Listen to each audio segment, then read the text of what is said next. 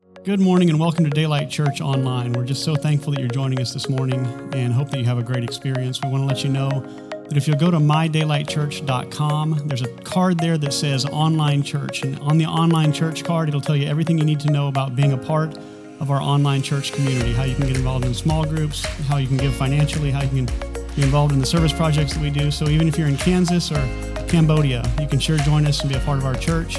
We'd like you to check it out there and introduce yourself. So go to mydaylightchurch.com and check out the online church card. Thanks.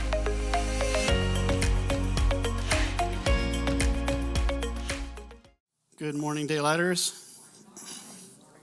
We're continuing an on-again, off-again series called The Red Stuff here at Daylight Church, where we examine the red letter print that's printed in a lot of Bibles, which is the words of Jesus.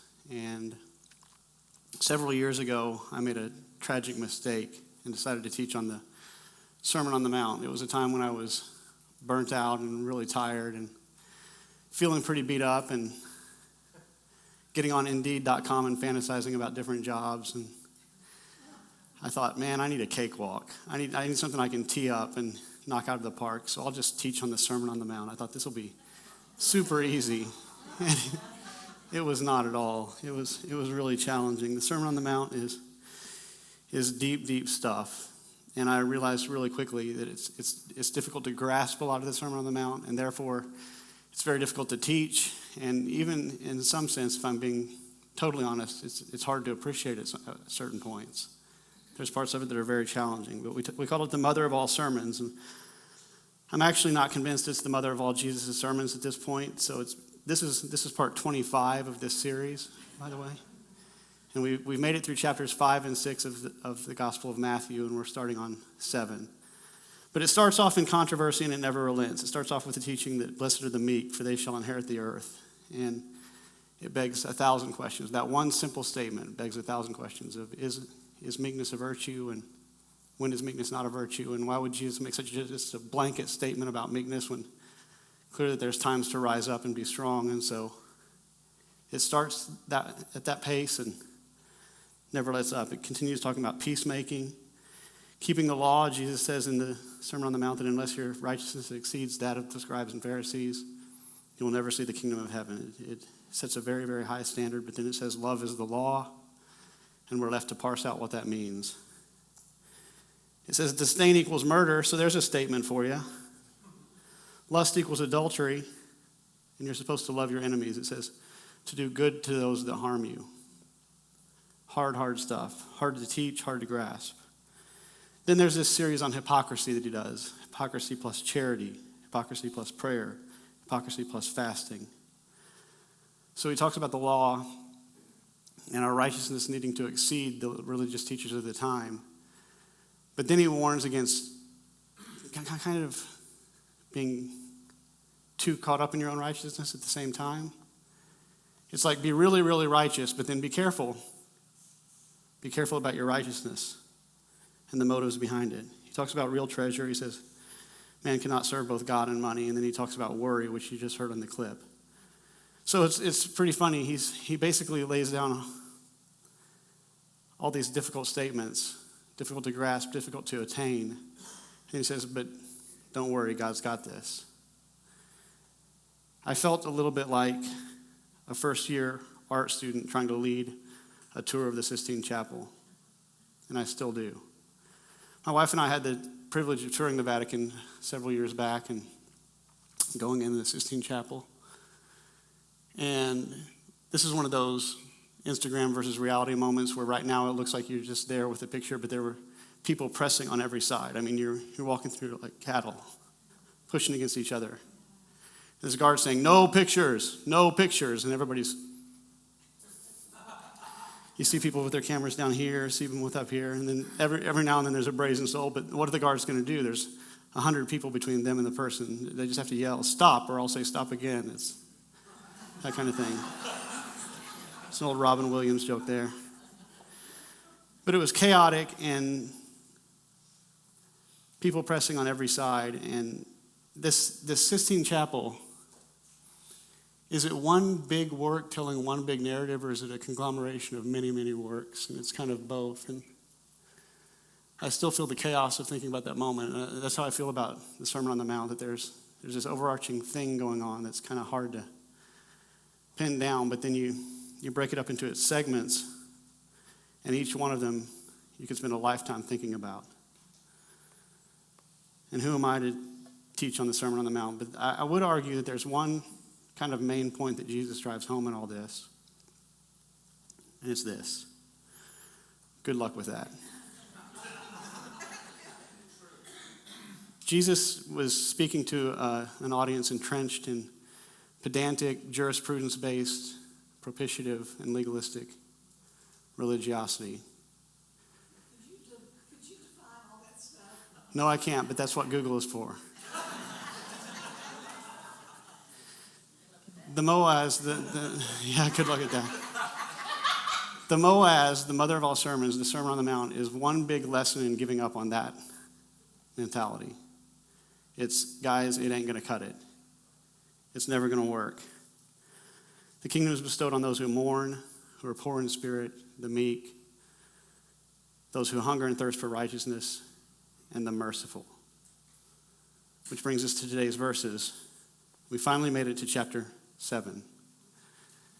After months and months and months, you can go back and see it all online. And it's good. I advise it. It's good stuff. But we're going to read it and then talk about it. Starting in verse 1, it says, "Judge not, lest ye be judged. For in the same way you judge others, you will be judged. And with the measure you use, it will be measured to you. Why do you look at the speck of sawdust in your brother's eye and pay no attention to the plank in your own? How can you say to your brother, let me take the speck out of your eye, when all the time there is a plank in your own eye? You hypocrite." Jesus doesn't mince words. "First take the plank out of your own eye, and then you will see clearly to remove the speck from your brother's eye." So in preparing for this sermon, I did what I often do. I got an Apple podcast, and I searched for the terms, "judge not lest you be judged yourself." And I want to hear other people's opinions on it. And I listened to conservative and liberal voices, progressive and conservative, and all across the gambit, and even some philosophers tackling the words of Jesus. And I found something very, very interesting about podcasts on this topic of judge not, lest you be judged yourself. So in the Sermon on the Mount, Jesus says, don't worry. And if you search for a podcast on don't worry, guess what you get? You get a bunch of podcasts on not worrying.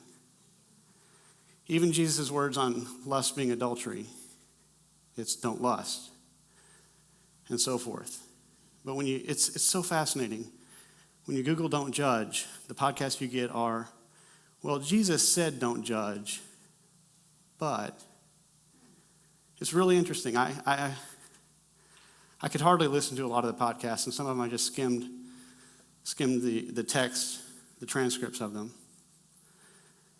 But when it comes to lust and worry and distraction, Jesus said, seek the kingdom of God first, and his righteousness, and all these things will be added to you. When a preacher preaches that, they preach, seek the kingdom of God first. It's like yes to Jesus, yes to Jesus, yes to Jesus. But when it gets to Jesus on judgment, there's this big but attached to it. There's this big comma, however, comma attached to it. Here's part of a transcript of one of the podcasts that I read. The preacher says, you say God is my judge. You're not my judge. Can I say this? This is 100% accurate.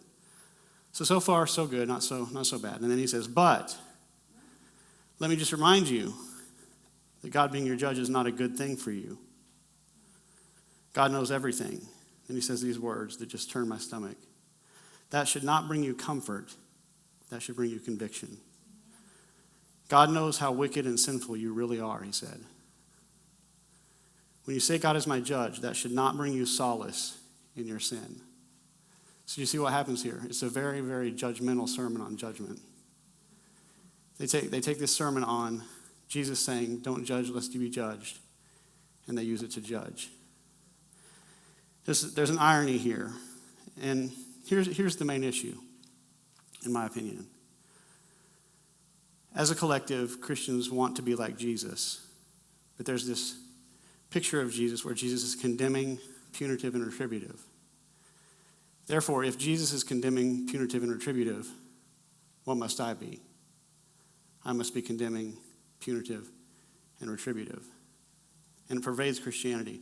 And I had to go through a lot of podcasts to find one that actually took, I don't want to say took the topic seriously, but asked the question, what does this mean for me? Let's apply it to my life. There's an irony here. It's almost like if somebody was teaching on the anger portion of the Sermon on the Mount and said, Jesus says if you're angry with your brother, you're in danger. So far, so good. And if you insult your brother, even more so. That's 100% accurate. But you're a freaking moron, and I hope you rot in hell, idiot.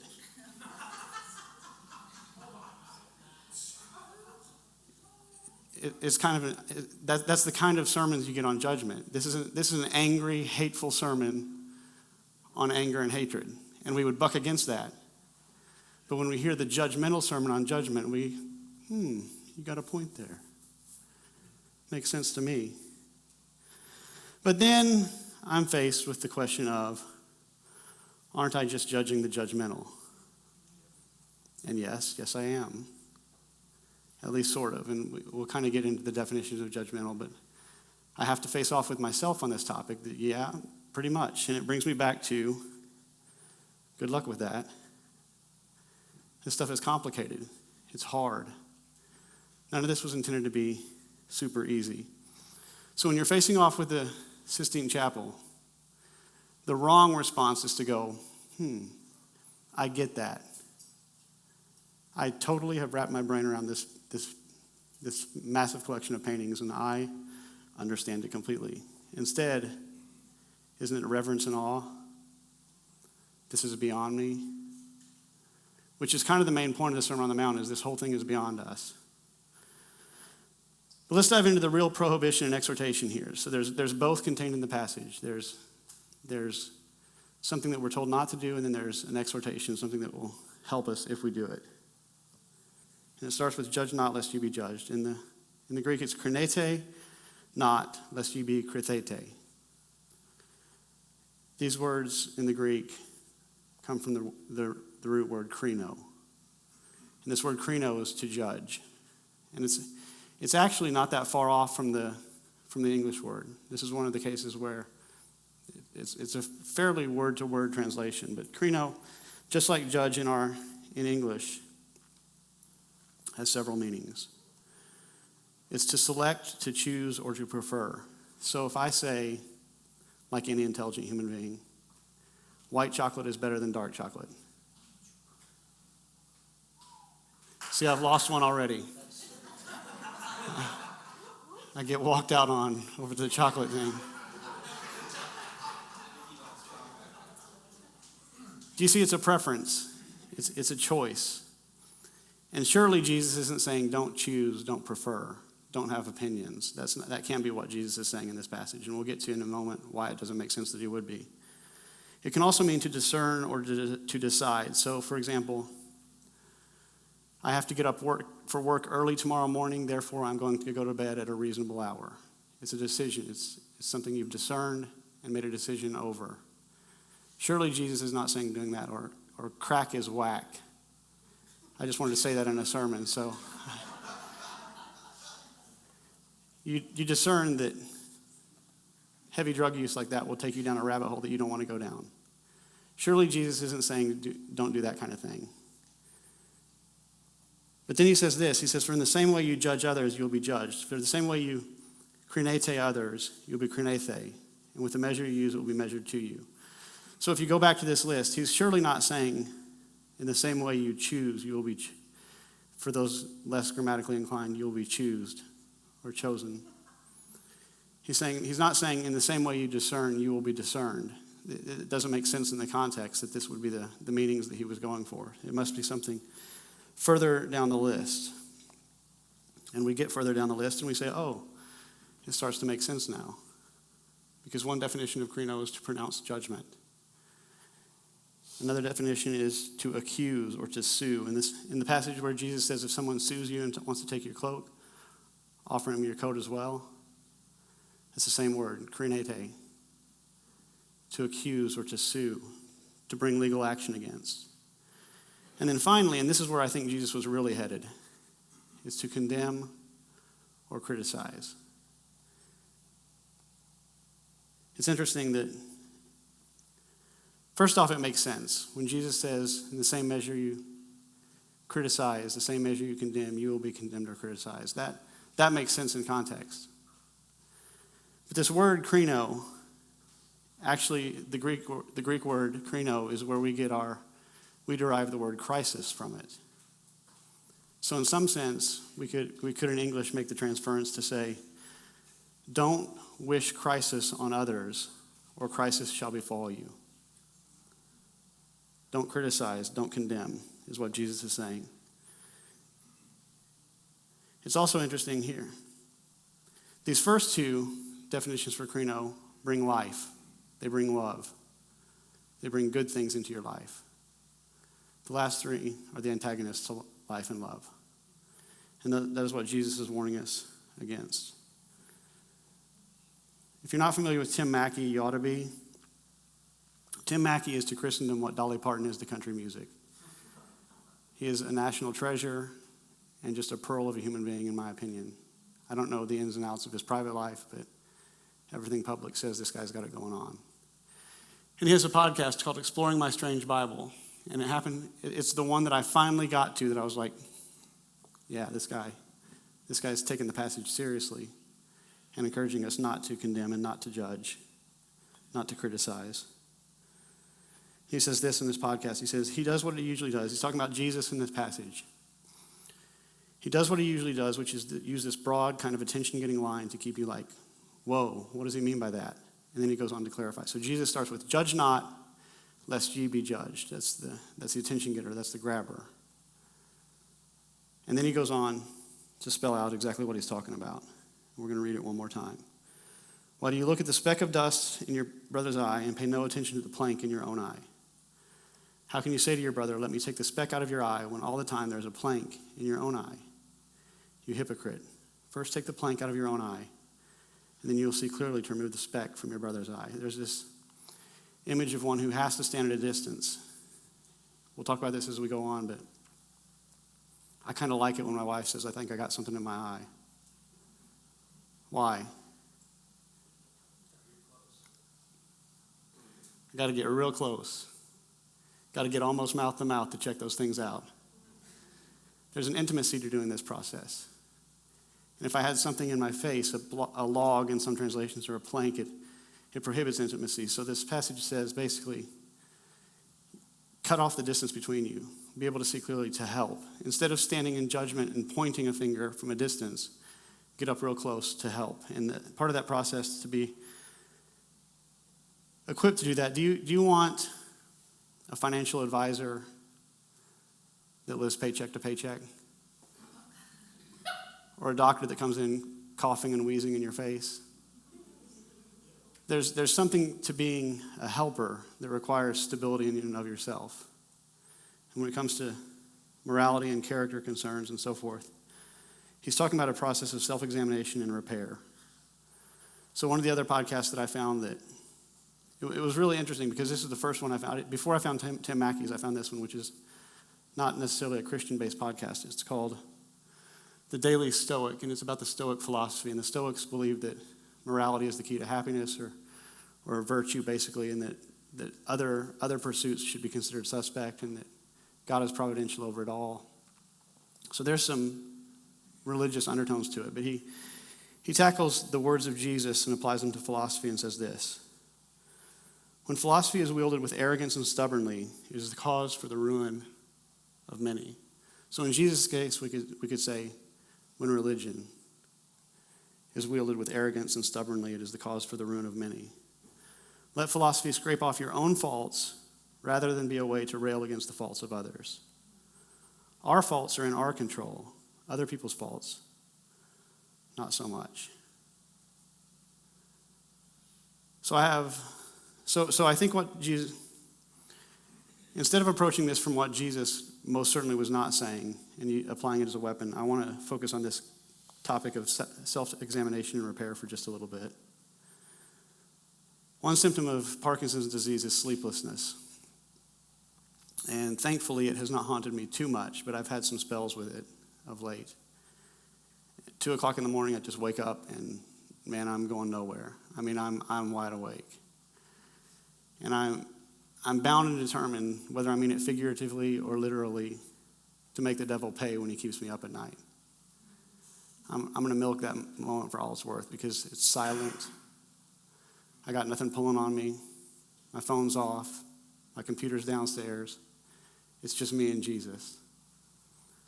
And one thing I'm doing is praying this prayer of self-examination and repair from the Psalms. The psalmist says this: "Search me, O God, and know my heart.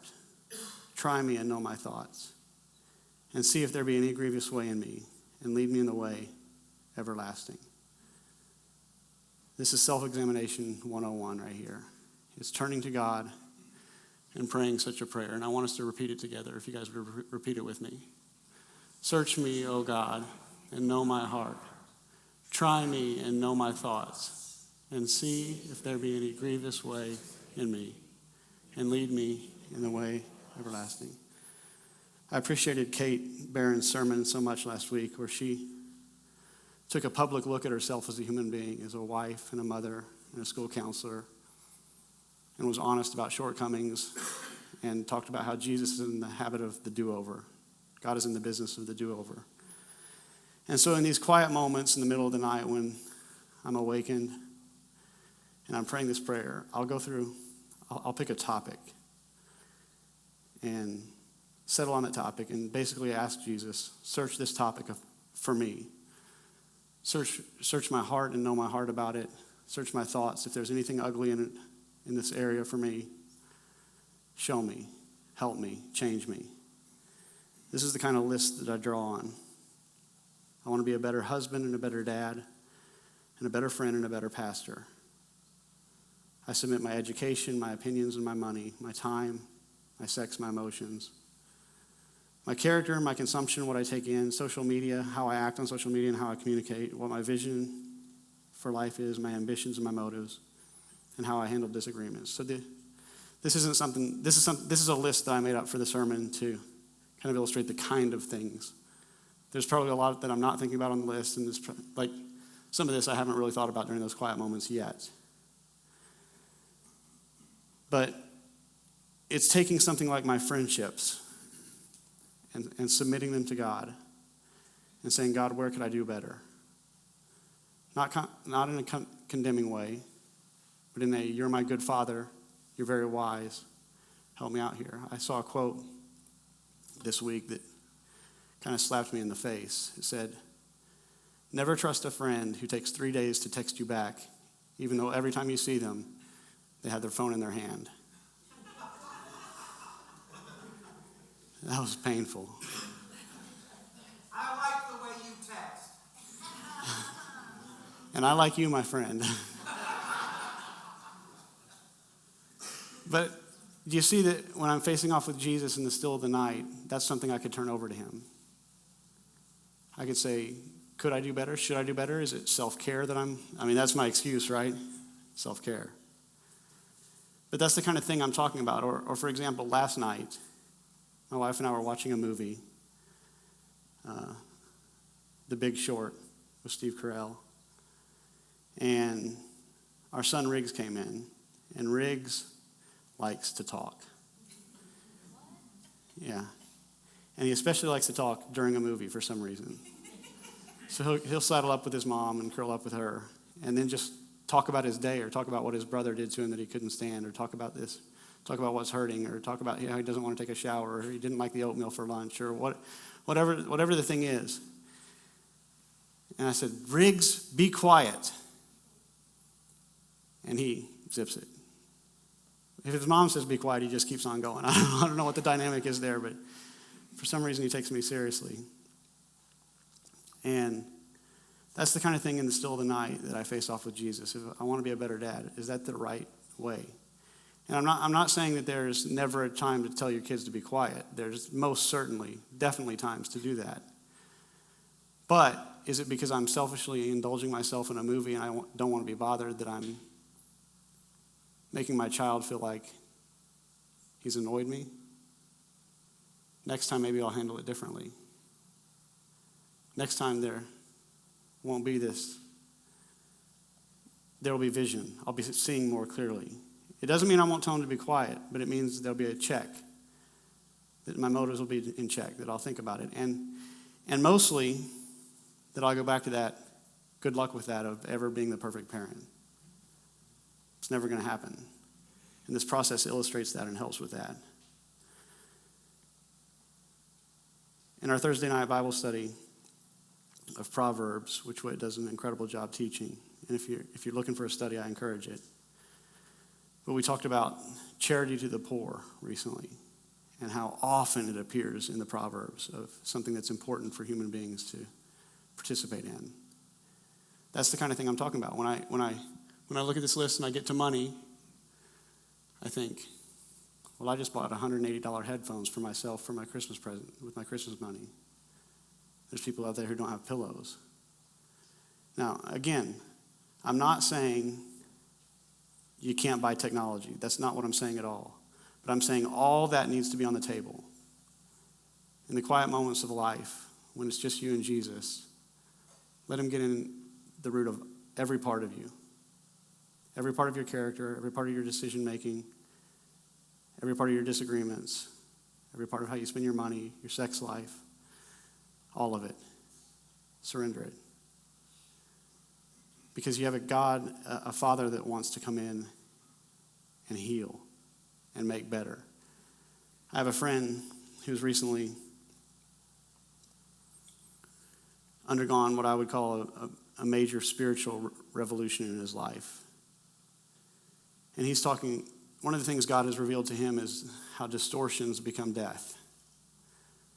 How anytime we have a relational collapse, a financial collapse, a health collapse, odds are there were a series of small things that led to it. Again, complicated issues, Sistine Chapel stuff here we're talking about. But he says sin is distortion. And so with my son Riggs, shut up. I don't actually say shut up, but that's what he hears.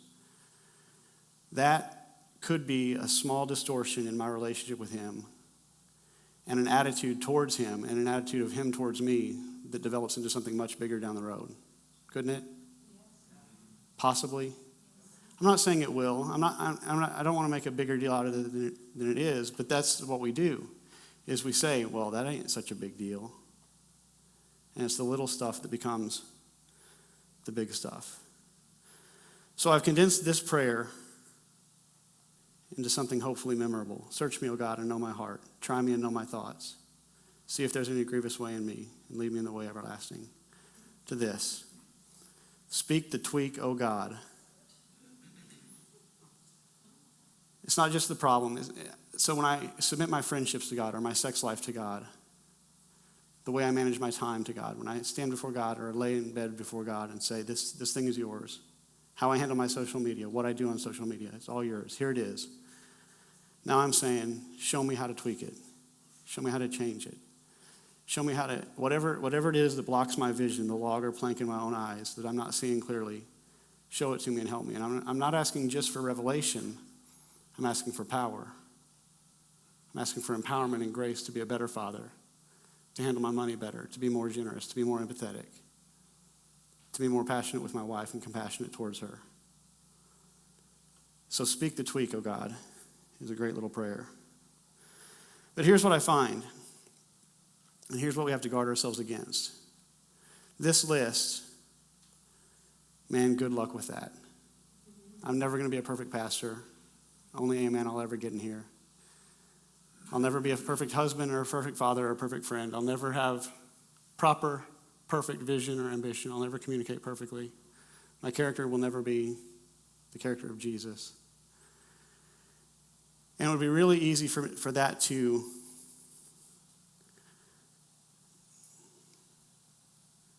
I want to say bring me down, but that's not exactly right. It's almost like trigger something shame-based, a shame-based religiosity in me.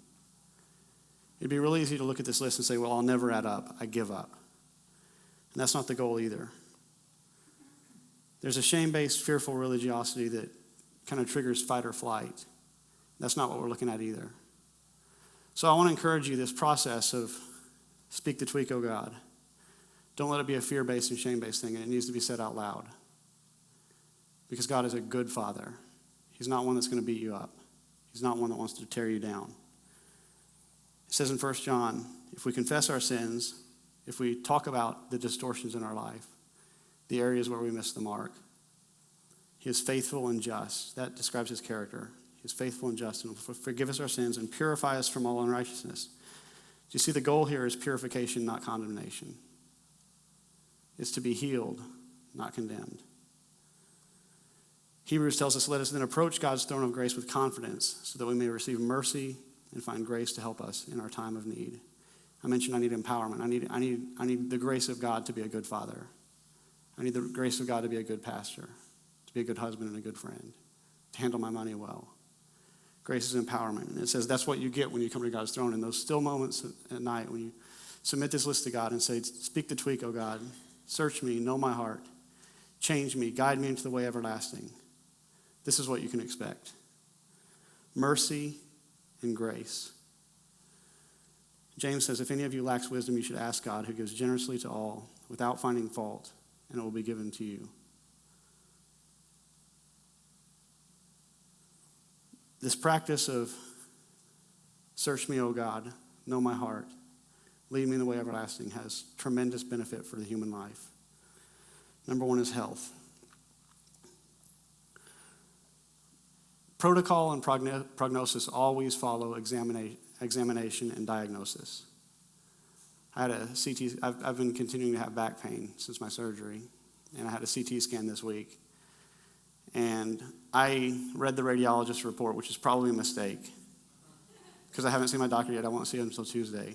But it sounds to me, if I'm reading it right, that I have, and this will shock none of you, I have a couple screws loose. It's fact at this point.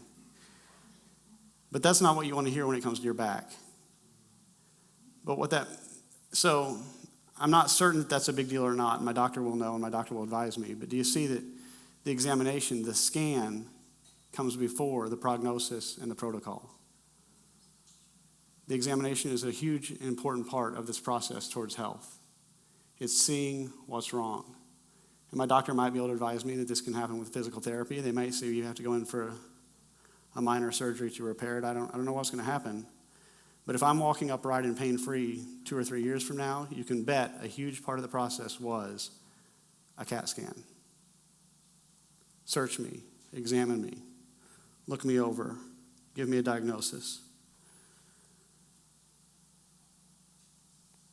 When it comes to Riggs talking while we're trying to watch a movie, you can bet, I'll say it like this, only good stuff will happen as a result of examining that situation. If he and I 3 years from now have the best relationship we've ever had, part of it will be laying in bed, staring at the ceiling, saying, God, how can I be a better dad? Examination is important. And it brings humility. Humility is almost the end-all be-all virtue of godliness. But I want to say good luck with that. How do you acquire humility? How do you know when you've acquired humility? That's just a conundrum. But when I look at this list, man, it's humbling. When I consider my emotions and how I handle them and my vision for life and my ambition and motives, how I handle disagreements. It'll humble you real quick to examine yourself. But that's a good thing. In James it says, humble yourselves before the Lord and he will exalt you. What is the goal? The goal is not to humble you. The goal is to exalt you. The goal is to build you up. And what's really interesting is this humility process of searching yourself and finding yourself wanting, so to speak. It breeds love because it breeds understanding. There's a song that I couldn't figure out. I couldn't remember where I heard it or who wrote it, or I couldn't find it this week. I looked and looked for it. I went down my list in Apple Music trying to find the artist, and I couldn't find it. But at one point, the artist says, "You're just like me. You're just like me." This process of self-examination breeds that kind of mentality towards other human beings, of empathy and understanding. And humility breeds empathy, and empathy destroys ivory towers. You're just like me. So when he says, why do you look at the speck of sawdust in your brother's eye and pay no attention to the plank in your own? It's interesting he uses sawdust, a speck of sawdust, because that's what would be left over after a plank has been removed. It means they're working in ways that you don't know. They're working on stuff that you can't see. It's pretty fascinating to me. Part of thwarting judgmentalism is focusing on the best in others instead of the worst. But this self-examination and repair breeds love. Galatians 6, it says, brothers, if someone is caught in a sin, you who are spiritual should restore him gently, but watch yourself. Listen to this. Even in restoring people, in that process of getting the speck out of your brother's eye, it says, watch yourself, or else you may be tempted. I want to focus on this part for just 1 second. Tempted to what? Tempted to get back on that ivory throne. Tempted to think yourself better than someone else. Tempted to elevate yourself and lose humility. I saw this quote from an author. Her name is Do Zantamata, which makes me want to be her friend. She says, it's easy to judge. It's more difficult to understand. Understanding requires compassion, patience, and a willingness to believe that good hearts sometimes choose poor methods. Through judging, we separate. I'm a believer that compassion, patience, and seeing the good in others is part of what's baked into this process of self-examination. God, make me more compassionate. Make me more understanding. Make me to see the best in others. It's part of the process. Because in some sense, the plank itself is the hypocrisy. The plank itself is the judgment. And so I want to encourage you, speak the tweak. Next time you can't sleep, pray that prayer. Come up with your own list of stuff to submit to God and let him do his work in your life. And you will be far more healthy, far more empathetic, and far more humble as a result.